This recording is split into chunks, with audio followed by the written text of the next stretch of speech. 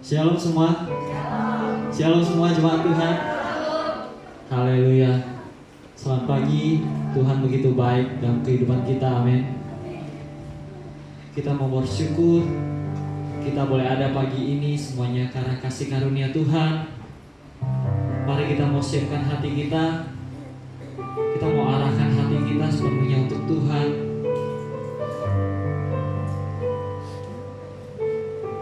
Bapa kami yang baik, terima kasih Tuhan buat kebaikan-Mu Tuhan pada pagi hari ini.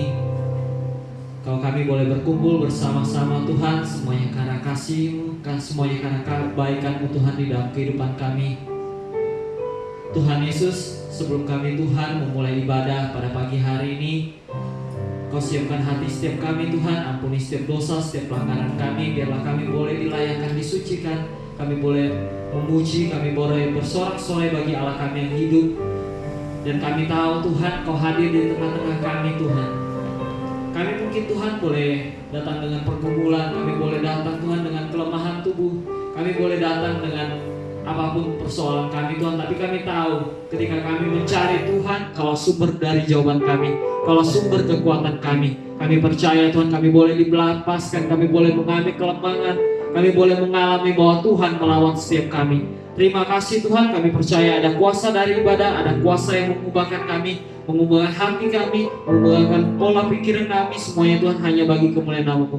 Di dalam nama Tuhan Yesus Kristus kami bersyukur. Haleluya. Amin. Haleluya. Kita mau bersorak-sorai bagi Tuhan ya. Saya mau undang jemaat Tuhan, kita mau bangkit diri. Kita mau bersyukur buat segala kebaikan Tuhan di dalam kehidupan kita. Kita mau puji, kita mau tinggikan namanya.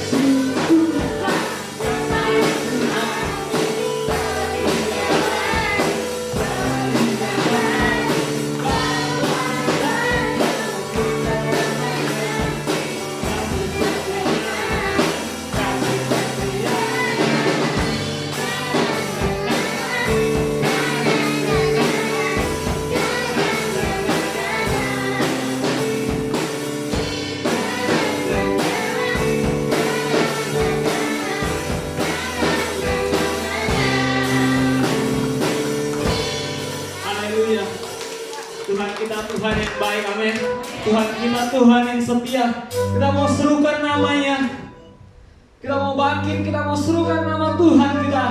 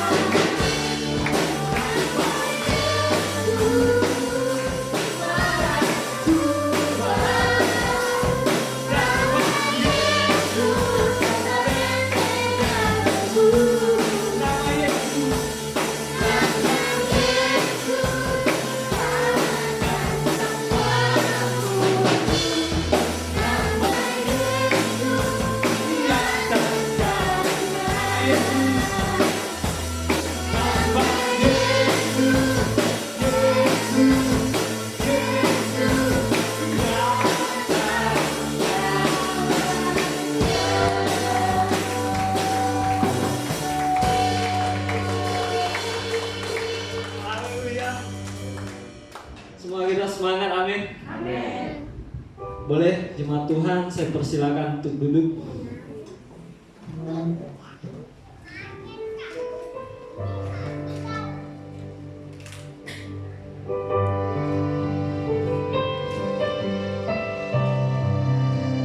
Tuhan selalu punya cara. Tuhan selalu punya rencana. Apapun persoalan saudara, setiap jemaat Tuhan, Tuhan selalu punya cara. Mungkin kita nggak terpikirkan, tapi Tuhan sanggup melakukan segala sesuatu untuk mendatangkan kebaikan bagi setiap kita.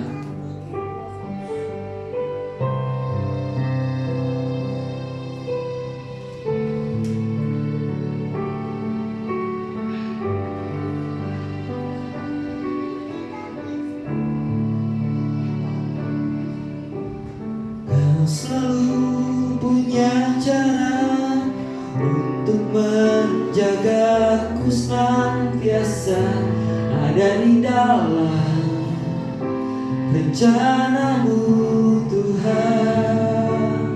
Kau selalu punya cara untuk mengubah keburukan agar menjadi hal baik bagiku. Bila ku di hadapanmu tak jua banding, dan kau berikanku kekuatan untuk mendakinya. Ku lakukan yang terbaikku, kau yang selebihnya. Tuhan selalu punya cara membuatku menang pada akhirnya.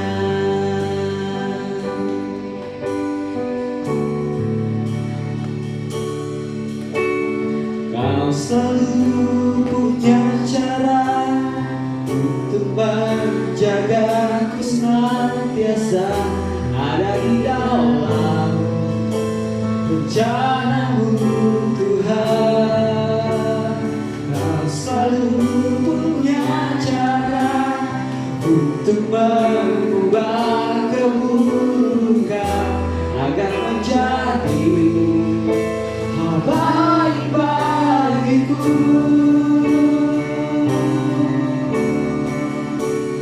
Bila ku di hadapanmu tak jua banding, kau berikanku kekuatan untuk mendakinya.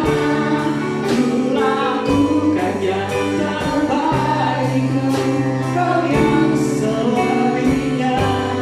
Tuhan selalu punya cara membuatku menang pada akhirnya.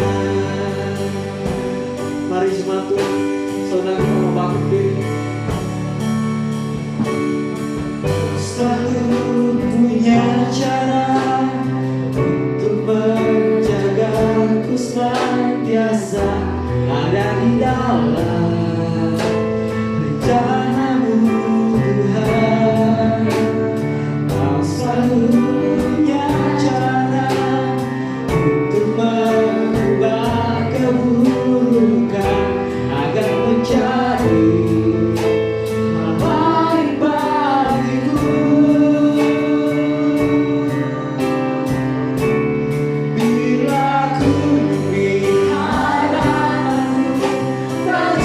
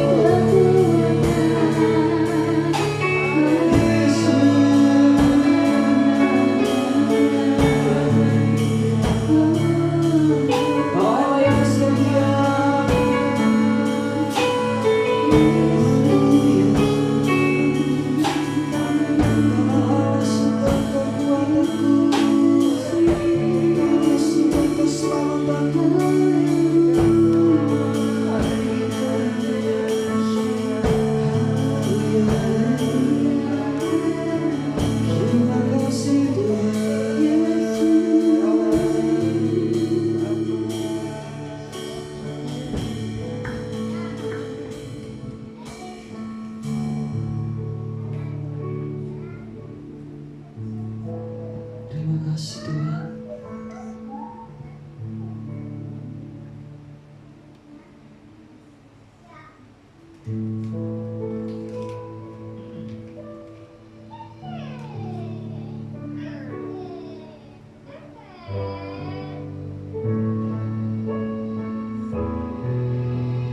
Bila ku di hadapanku tak jua berpindah, Kau berikanku kekuatan untuk mendakinya. Ku lakukan yang terbaikku, Kau yang sebidang. Tuhan selalu punya cara membuatku menang pada akhirnya.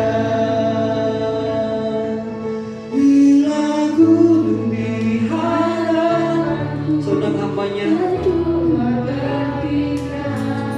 yang berikanku kekuatan mendakinya. Ku lakukan yang terbaikku, Kau yang sebidang. Tuhan selalu punya cara membuatku menang pada akhirnya. Terima kasih Bapa, terima kasih Roh Kudus, terima kasih Tuhan Yesus yang begitu baik. Engkau selalu punya cara untuk menolong kami, Engkau selalu punya cara untuk membentuk kami, sehingga hidup kami akan menjadi semakin indah di hadapan-Mu. Engkau punya cara untuk membawa kami bertumbuh menjadi dewasa seperti Yesus. Engkau buka hati kami serahkan, persembahkan tubuh kami menjadi persembahan yang hidup, yang kudus dan yang berkenan kepada Tuhan. Karena ini adalah ibadah yang sejati. Dan kami mau supaya kehidupan kami terus dibaharui.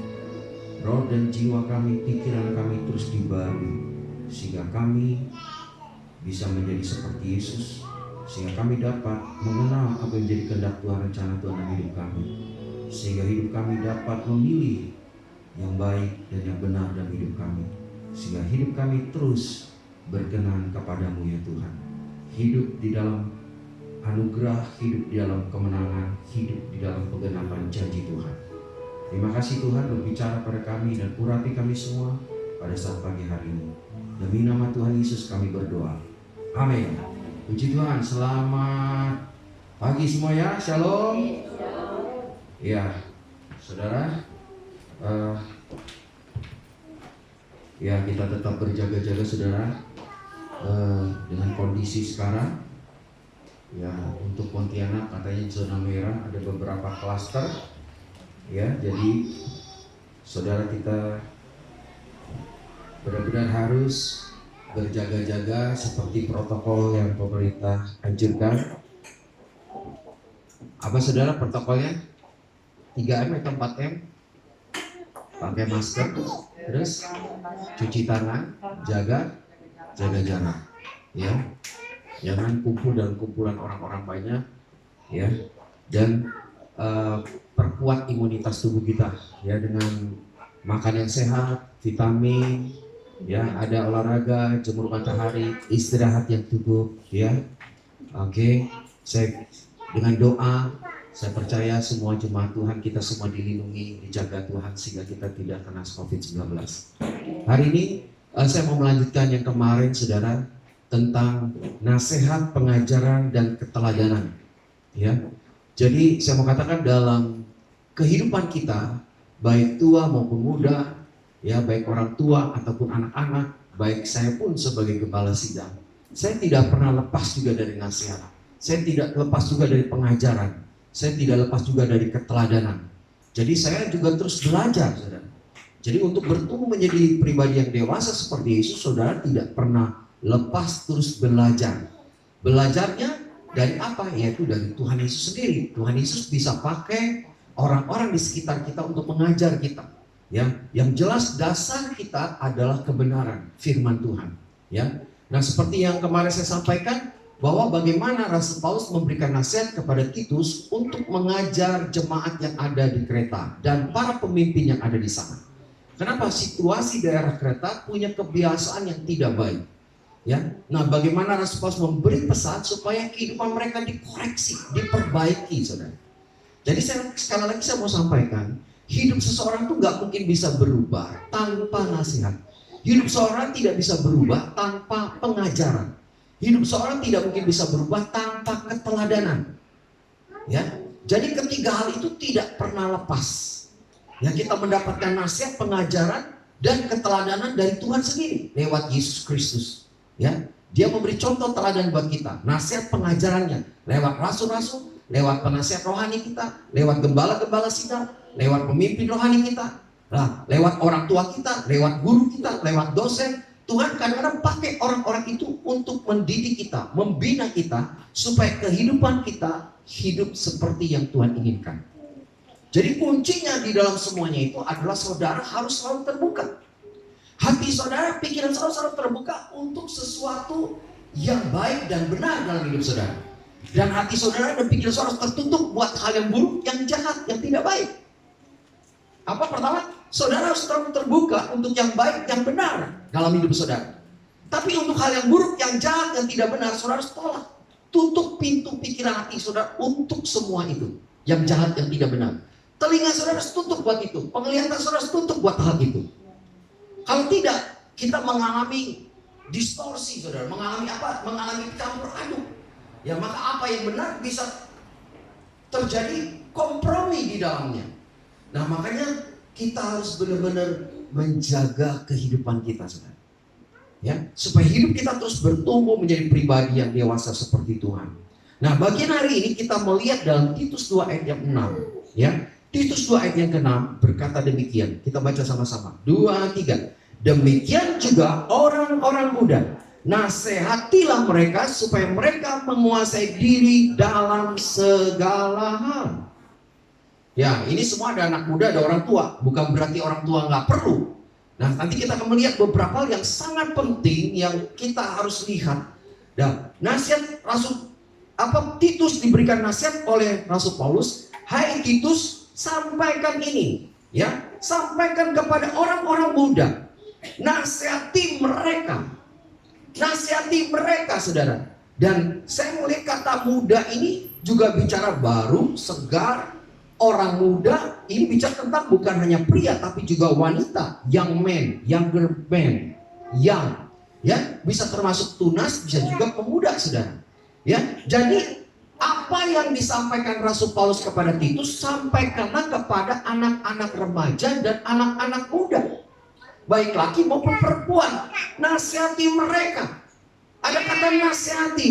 Saya melihat dari kata aslinya berkata nasihat itu bicara memohon, meminta, berseru, ya, menghibur.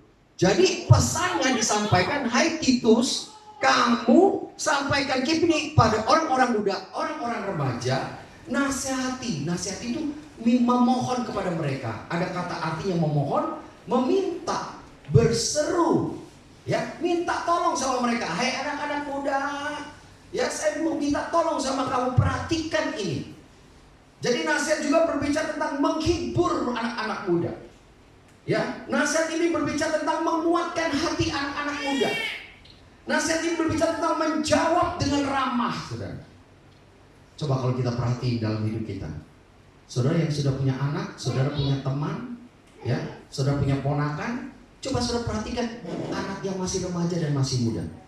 Coba apa yang terjadi dalam hidup mereka? Apa yang saudara lakukan? Seringkali kita ngomong. Apa yang kita omongin, saudara? Mungkin orang tuh sampai, nah, please, coba dengar ya kata mama ya. Please dengar ya kata papa ya. Please dengar ya kata abang ya. Dengar kata tante. Jangan bergaul sama dia ya. Jangan naik motor, jangan ngebut-ngebut ya. Mungkin itu nasihat sampai please mohon.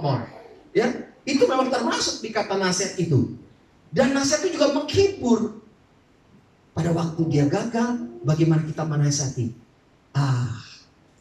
Jangan mundur. Kalau kamu nilai jelek, belajar lagi. Pasti dia akan bisa bagus. Ternyata nasihat itu juga termasuk itu, menghibur, menguatkan hati. Kalau dia sampai gagal, kita bisa juga menguatkan hati. Kamu pasti bisa. Atau dia mau menghadapi ujian, kita nasihati, kamu pasti bisa. Kuatkan hatimu, seperti yang kemarin saya khotbahkan. Terus apa? Menjawab dengan ramah. Menasihati berarti juga menjawab dengan ramah. Kalau sampai ada anak muda, remaja, anak kita yang bertanya, kita menjawabnya dengan ramah. Ini kata aslinya, saudara. Kata nasihat itu. Dan kata nasihat itu bicara tentang memanggil. Jadi nggak mungkin kita menasihat dari jauh. Berarti menasihat itu memanggil. Hai nak, sini. Memanggil, mengundang, membujuk, mendorong, menghibur, atau memohon. Jadi dilihat kata bahasa asli dari nasihat itu begitu luas, saudara. Ya, begitu luas kata nasihat itu. Jadi dia bisa bersifatnya memohon, meminta, berseru, minta tolong, menghibur, menguatkan hati, menjawab dengan ramah, memanggil, mengundang, membujuk, mendorong, menghibur, atau memohon. Itu dari kata bahasa aslinya, saudara.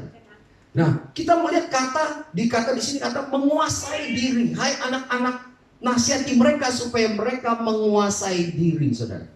Ya, menguasai diri dalam kata yang selanjutnya dikatakan, saudara, ada berkata tentang menguasai diri itu. Menguasai diri dalam terjemahan lain saya memperhatikan, menguasai diri itu bicara tentang memerintah diri. Saudara, saya dikasih Tuhan. Jadi Rasul Paulus bicara kepada Titus untuk sampaikan kepada jemaat yang ada di Kreta, bagi orang-orang muda, bagi tunas-tunas anak-anak remaja. Rasul Paulus katakan bahwa kamu itu sekarang udah milik Tuhan. Kamu itu anak Tuhan. Dan Tuhan tinggal di dalam hati kamu. Ya, Tuhan mau supaya kamu apa, saudara? Menguasai diri. Jangan kamu dikuasai oleh dosa dan hawa nafsu, tapi kamu menguasai diri kamu. Tuhan memberikan hak kehendak bebas di dalam diri kamu, dan kamu harus memilih setuju dengan roh Tuhan, setuju dengan firman Tuhan yang sudah kamu dapatkan dari Tuhan dan dari rasul-rasul yang mengajar kamu. Untuk apa? Memerintah dalam diri. Firman Tuhan memerintah dalam dirimu. Jangan dosa hawa nafsu memerintah dalam dirimu. Dari kata menguasai diri dikatakan memerintah diri. Untuk apa? Untuk taat kepada Tuhan. Lalu kata yang lain kata agar dapat menguasai diri. Nasihat ini kamu harus belajar menguasai diri supaya kamu dapat menguasai diri, menjadi bijaksana, saudara. Nah, kalau dalam yang kemarin kita bahas menjadi bijaksana itu berbicara kemarin bahwa orang tua bijaksana itu bisa mengendalikan diri. Sama dengan pengertian di sini bahwa bukan hanya orang tua saja bijaksana bisa mengendalikan diri, tapi anak-anak muda juga bisa mengendalikan diri. Ya, berpikiran sehat. Nasihat ini dibikin supaya anak-anak muda punya pikiran yang sehat. Lalu dikatakan mengawal diri. Jadi yang memimpin hidup kita adalah Tuhan. Kitalah ya, yang menguasai, kitalah yang mengawal diri kita lewat firman Tuhan yang kita dengar, yang telah kita terima, saudara. Firman itu yang menuntun kita, dan kita bersatu dengan firman dan Roh Kudus untuk apa? Memimpin kehidupan kita. Nah, saudara yang dikasih Tuhan, saya coba membaca tentang pendapat juga dari ahli-ahli psikologi. Bicara tentang remaja. Apa sih tentang usia-usia remaja itu rentan dengan apa, saudara? Remaja itu emosi anak remaja itu tidak terkendali. Sangat mudah dipengaruhi pergaulan lingkungan, karena memang dikatakan anak remaja itu cenderung labil, dikatakan oleh ahli psikologi. Dan hal ini membuat para anak remaja menemui kesulitan dalam menghadapi setiap masalah yang datang di dalam kehidupannya. kita melihat ada beberapa hal yang disampaikan. Pertama, anak remaja tuh cenderung memiliki emosi yang labil dan mereka jarang ada yang bisa mengontrol emosi. Saya melihat kondisi anak remaja pemuda itu, mereka cenderung memiliki emosi yang labil, mereka jarang ada yang bisa mengontrol emosinya. Ini menurut pakar psikologi. Yang kedua, dikatakan bahwa anak remaja selalu tidak bisa menahan setiap keinginannya. Apa yang dia mau harus didapatkan. Mengakibatkan beban orang tua terus terjadi karena apa? Anak minta. Jika orang tidak mengabulkan keinginannya si anak, itu menjadi marah dan menimbulkan masalah. Ini ternyata dari ahli psikologi remaja mengatakan anak itu tidak bisa menahan setiap keinginannya. Anak remaja sangat mudah terpengaruh oleh hal-hal yang ada di sekelilingnya. Dia nggak punya pertahanan yang kuat. Dia gampang dipengaruhi. Terpengaruh apa? Dalam pergaulan di mana dia bergaul. Dan mereka selalu terpengaruh oleh pergaulan untuk mendorong ke hal-hal yang negatif. Sudah tergantung negatif atau positif. Makanya nasihat firman Tuhan berkata gini, pergaulan yang buruk bisa merusak kebiasaan yang baik. Makanya kita harus perhatikan anak-anak muda. Engkau harus perhatikan pergaulanmu. Kalau engkau salah memilih pergaulanmu, itu akan membentuk kehidupanmu. Ya. Nah, yang ketiga dikatakan anak remaja umumnya sering merasa canggung, kaku, cenderung pemalu bila berada di lingkungan sosial yang baru. Anak saya saudara, kalau disuruh nggak mau, saya belajar melatih dia untuk ikut sama saya. Belajar bergaul apa? Dengan lingkungan sosial yang baru. Mereka terasa menutup diri. Nggak cocok, belum apa udah nutup diri, saudara. Ini anak remaja sulit untuk bersosialisasi.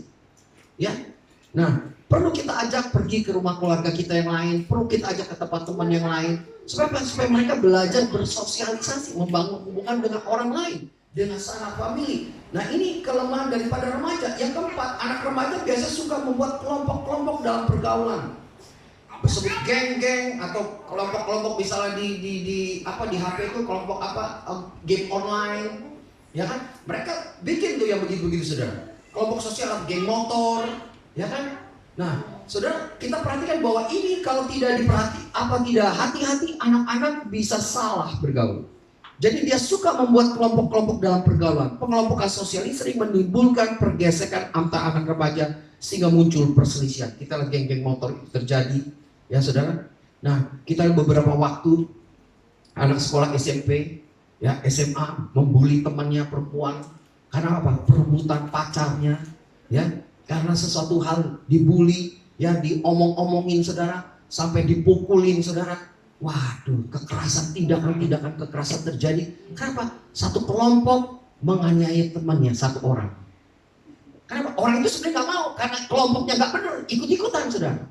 Entah itu mencuri, entah itu miras, minuman keras, entah itu nonton film-film yang dewasa, ya itu terjadi. Kenapa? Karena mereka merasa pengen diterima. Nah ini saudara, kita sebagai orang tua harus tahu, jangan sampai anak kita masuk dalam satu kelompok geng yang menyebabkan kelompok geng itu menghancurkan anak-anak kita. Sekali lagi saya mau katakan, kalau anak-anak kita belajar kelompok, dengan siapa dia belajar? Perlu kita tahu nomor teleponnya, keluarganya, perlu kita tahu. Kenapa? Karena kalau dia salah masuk di dalam kelompok itu, akan merusak kehidupan anak kita. Dia terbawa arus, dia pikir, udahlah, aku nggak enak sama dia. Nah itu sudah, aku nggak enak sama dia. Aku mau ikutin dia. Sebenarnya hati nuraninya nggak cocok, tapi dia nggak bisa melepaskan diri. Baik itu minuman keras, baik itu narkoba, baik itu seks bebas dan sebagainya, saudara. Jadi hal itu kita harus ketahui. Yang kelima adalah anak remaja memiliki jiwa pemberontak dan tidak suka diatur. Orang tua. Jadi kalau anak kita memiliki jiwa pemberontak tidak suka diatur, itulah memang anak remaja. Tapi saya tidak membela anak remaja ya. Tapi ini memang bawaan dia begitu. Dia mau bebas. Dia mau bebas. Anak remaja memiliki jiwa pemberontak dan tidak suka diatur. Ketika dilarang sedikit saja dia marah sama orang tua. Biasanya tidak sedikit dari mereka sulit menerima meskipun mereka terlihat diam atau tidak membantah. Yang akan mereka lakukan menyimpan dalam hati semua unek-uneknya dan akan menjadi rasa dendam baginya. Jadi orang tua jangan memaksakan diri kita kepada anak kita. Tadi nasihat itu apa? Nasihat bentuknya, saudara. Nasihat itu memohon, memberikan jawab yang baik. Apa? Nasihat itu bukan kita bentak-bentak dan marah-marah. Nasihat itu ada seperti merangkul, mengajak, memanggil, memeluk dia. Dia merasa dekat dengan kita, saudara. Bagaimana nasihat itu bisa mempengaruhi dia? Nah, tidak memaksa kehendak kita, tapi kita berusaha dengan kita mengetahui kondisi anak-anak remaja, pemuda ini, saudara. Kita belajar memahami, oh dia punya sifat-sifat seperti ini. Nah, apa yang harus kita lakukan hadapi ini? Yang keenam, anak remaja punya rasa keingintahuan yang tinggi, sehingga mereka akan selalu mengeksplorasi apa yang ada dekat mereka. Dia akan cari tahu. Saya mau sampaikan begini kepada orang tua. Pernah nggak orang tua cerita masalah seks dengan anak remaja? Seks itu dosa nggak? Apa yang boleh dipegang sama orang lain dan apa yang tidak boleh dipegang? Pernah kita bilang bahwa seks itu kudus? Kamu jangan melakukan hubungan seks dengan siapapun kecuali dengan suamimu atau dengan istrimu pada waktu kamu menikah. Pernah nggak kita ceritakan tentang mens? Kamu akan datang mens seperti apa dan harus gimana? Pernah nggak kita ceritakan hal-hal yang seperti itu pada waktu mereka bertumbuh menjadi remaja? Jangan sampai mereka mencari informasi di media yang salah.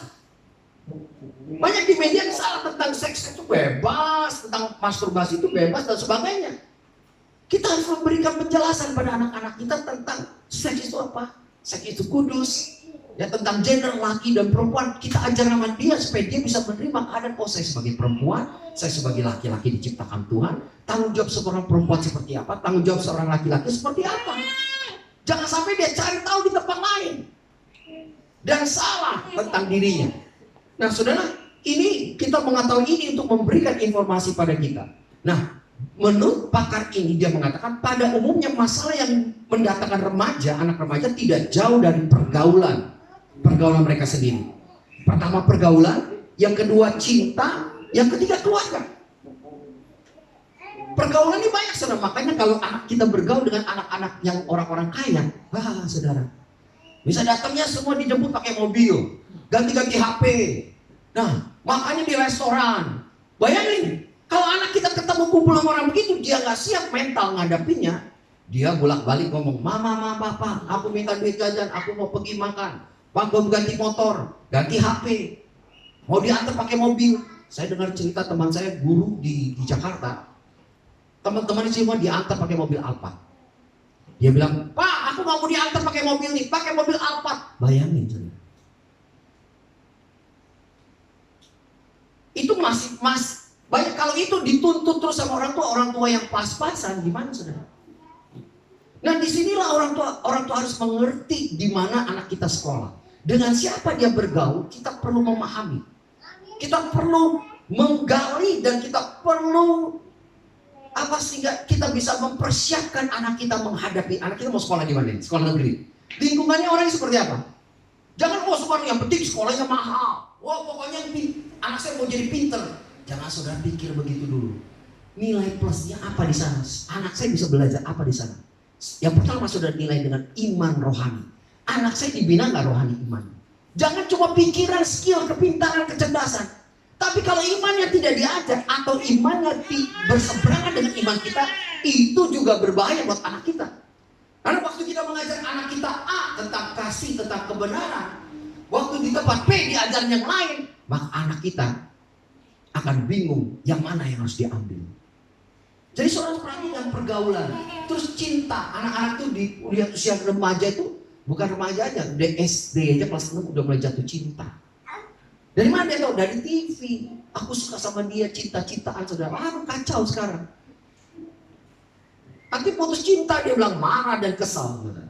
Jadi perhatikan anak-anak itu di usia-usia ini mulai suka-suka dengan lawan jenis, saudara. Perhatikan, jangan sampai dia suka dengan sesama jenis. Halo?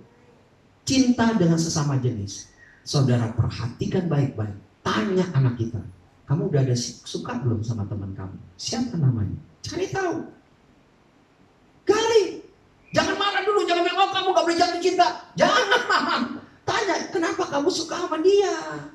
Ya kan? Menurut kamu dengan usia 15 tahun boleh gak cinta-cintaan? Ya kan? Coba kita gali, saudara.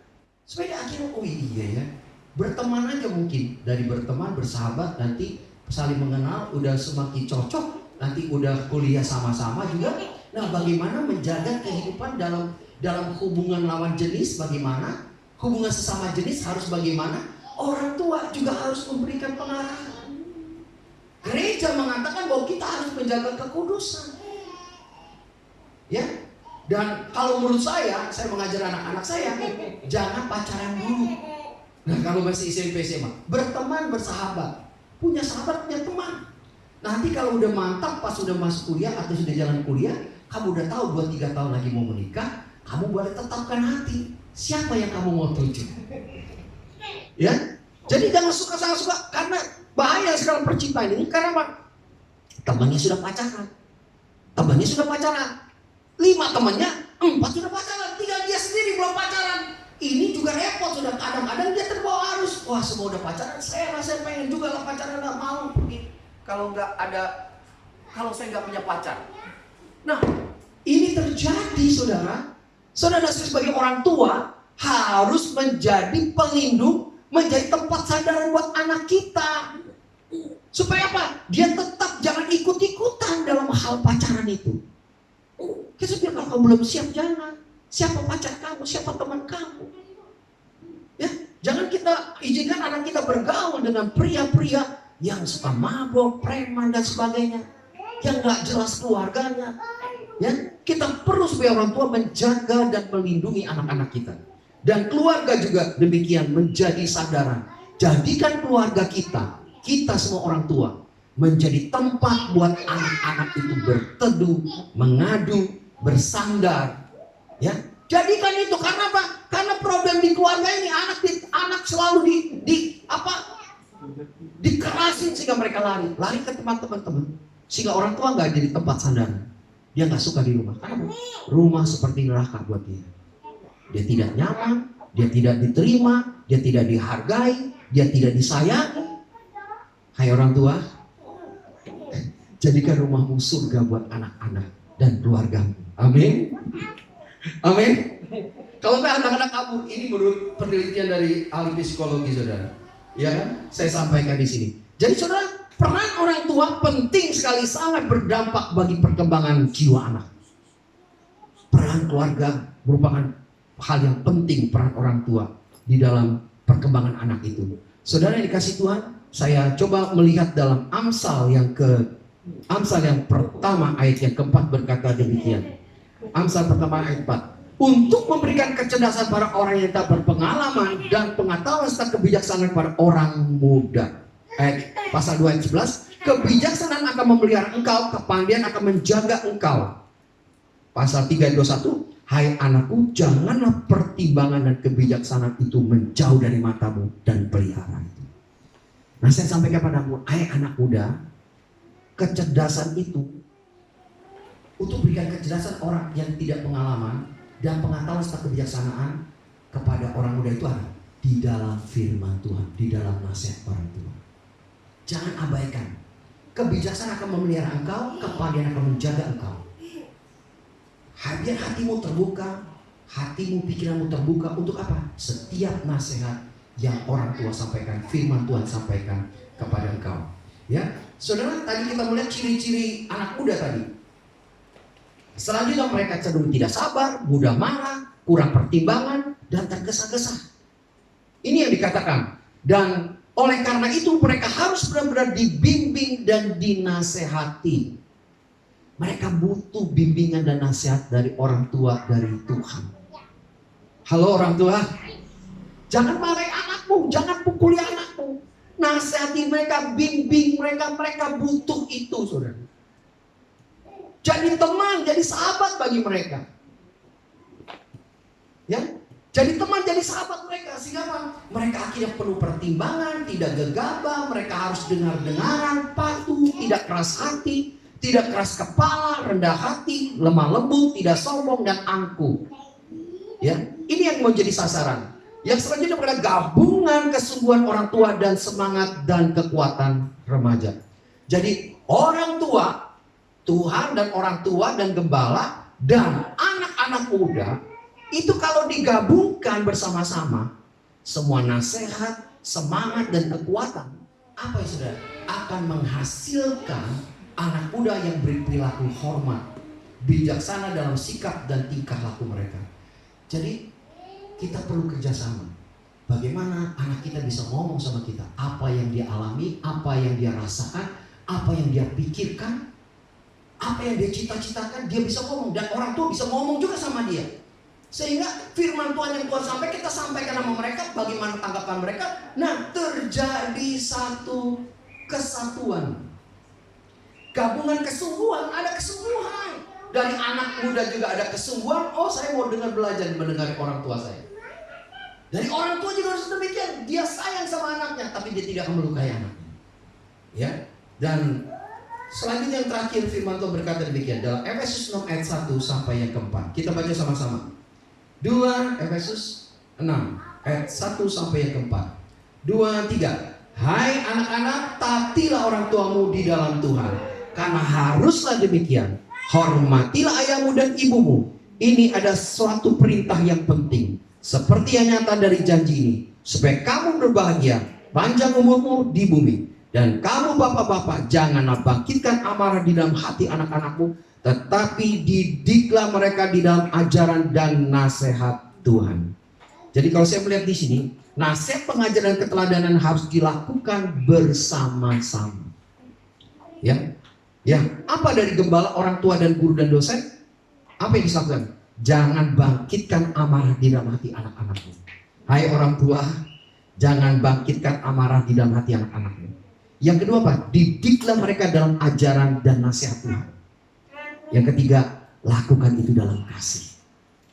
Jangan emosi, jangan marah, jangan kesal. Lakukan dengan kasih. Dan buat anak-anak muda, apa nih nasihatnya? Taati orang tuamu. Coba anak-anak muda katakan apa? Taatilah orang tuamu di dalam Tuhan. Yang kedua apa? Hormatilah ayahmu dan ibumu. Itu perintah yang penting. Taatilah dan hormatilah. Ya. Dan janjinya apa saudara? Kita lihat.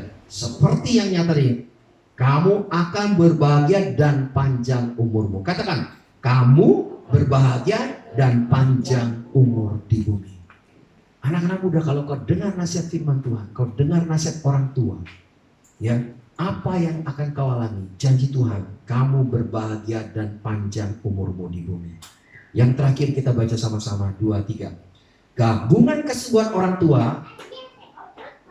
Terus lagi? Ya, kita baca sama-sama 2, 3.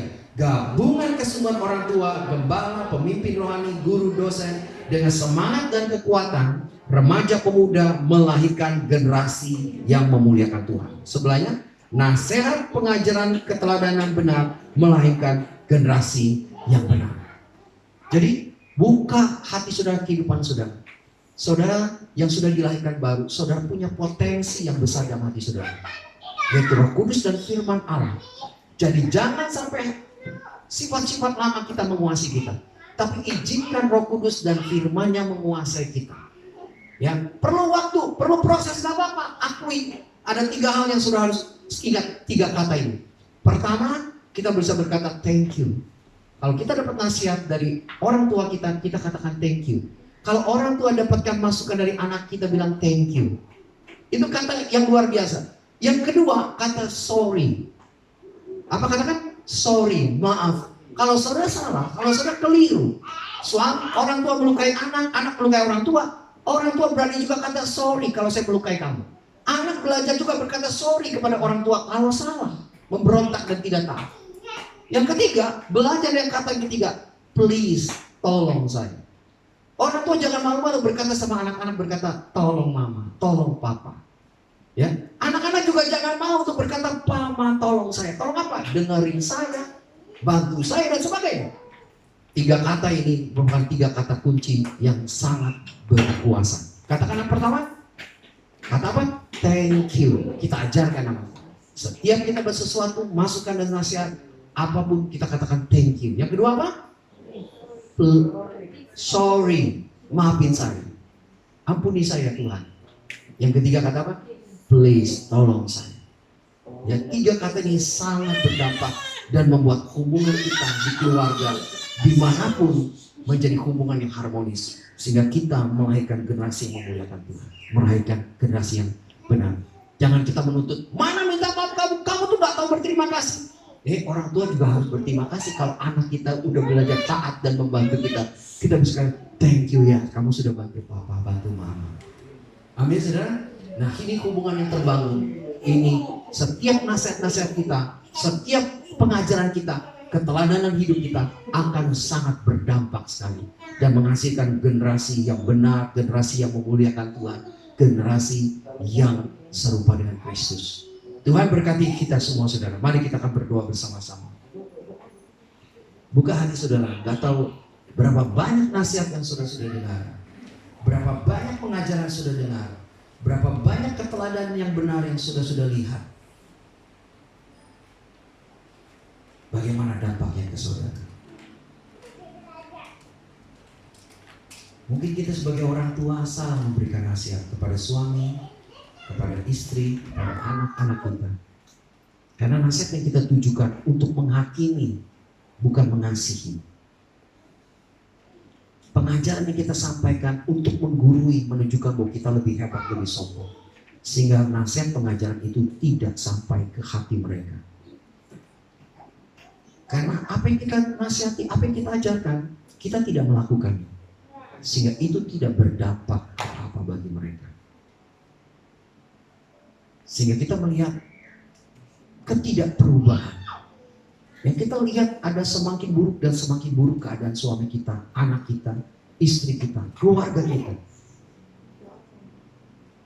Karena di dalamnya tidak ada kasih. Di dalamnya tidak ada kebenaran.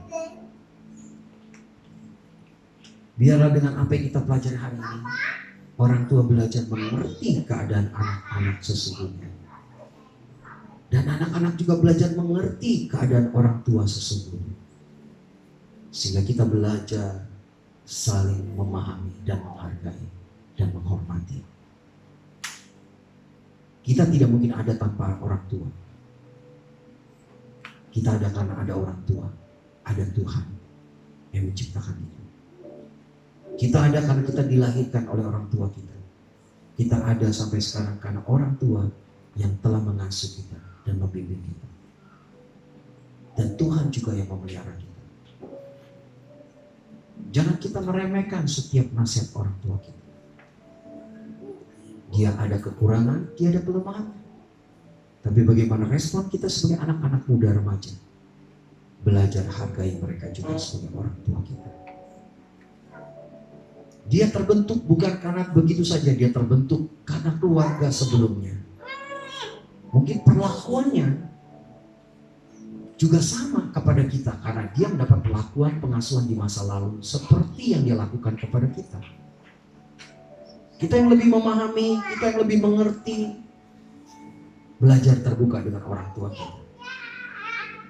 Belajar untuk berbicara dengan orang tua apa yang ada di hati kita. Sehingga dengan komunikasi itu terbangun suatu hubungan, suatu gabungan, suatu kesungguhan dengan orang tua, gembala, pemimpin rohani, guru, dan dosen kita. Bisa bersama-sama kita membangun suatu pribadi, remaja, pemuda, satu keluarga, suatu generasi yang memuliakan Tuhan. Kita izinkan hanya firman-Nya dan roh-Nya bekerja dalam hati kita. Jangan hawa nafsu dan dosa yang menguasai kita. Kita gagal, bisa gagal. Kalau kita gagal, apa yang kita lakukan? Kita bisa bilang sama Tuhan, Tuhan maafin saya, Tuhan ampuni saya. Kalau kita gagal dan salah sama orang tua kita, kita bisa bilang sorry dan maafkan saya mama. Pemimpin rohani kita, guru, dosen kita. Demikian juga dengan orang tua, demikian juga dengan kita semua. Semuanya lewati proses perjalanan kehidupan. Ini adalah sekolah kehidupan yang kita akan terus jalani. Saudara tidak perlu takut, saudara tidak perlu tawar hati. Kuatkan, teguhkan hatimu, karena Tuhan ada bersama kita dan menyertai kita di dalam pertumbuhan rohani kita untuk menjadi dewasa seperti Yesus. Tuhan begitu antusias, Roh Kudus begitu antusias untuk menolong kita. Jangan jauh dari Dia, jangan jauh dari firman-Nya. Selalu dekat dengan Tuhan, selalu dekat dengan firman-Nya, selalu dekat dengan Dia, dan selalu dekat dengan keluarga kita.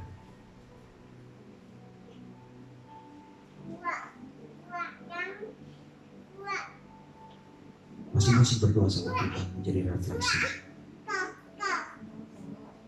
Mungkin kalau saudara ada yang mau ada pemberesan dengan papa, dengan mama, dengan orang tua hari ini ada. Saudara bisa hampiri anak saudara, hampiri mama saudara, orang tua saudara, minta maaf. Say sorry, say thank you.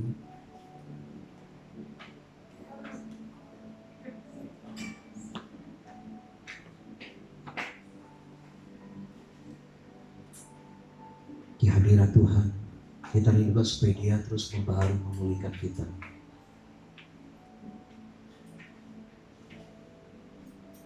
Bapa, terima kasih. Hamba-Mu terbatas sampai sini menyampaikan firman-Mu. Biar Roh Kudus bekerja di dalam hati kami, membentuk kami, mengingatkan kami, memproses kami, supaya hidup kami selalu terbuka terhadap nasihat, pengajaran, dan keteladanan yang benar, yang baik. Lewat firman-Mu, lewat keluarga kami, lewat orang-orang yang dipakai Tuhan untuk mengingatkan kami. Biar hati kami tidak menjadi keras. Biar kami terus terbuka dan terus dibaharui Tuhan. Sehingga hidup kami menjadi pribadi yang dewasa seperti Engkau. Terima kasih Roh Kudus. Engkau sungguh baik dan Engkau sangat baik. Biar darah-Mu menyucikan, melepaskan kami dari setiap pemberontakan, ketidaktaatan kami. Biar hati kami terus dikuasai oleh Roh-Mu dan kebenaran dan firman. Terpujilah nama-Mu selama-lamanya Tuhan. Mari kita bangkit berdiri bersama-sama. Kita akan akhiri ibadah kita. Bapa, terima kasih Engkau telah menuntun dan menyertai ibadah kami dari awal sampai akhir. Biar apa yang kami lakukan dalam ibadah ini boleh menyenangkan hati-Mu Tuhan. Kalau ada, kami terus belajar berikan yang terbaik. Ini yang kami bawa, tubuh kami menjadi persembahan yang hidup, yang kudus dan yang berkenan kepada Allah, menjadi korban. Ini menjadi ibadah yang berkenan kepada Tuhan. Dan kami juga akan bawa persembahan kami, persembahan persepuluhan, ucapan syukur.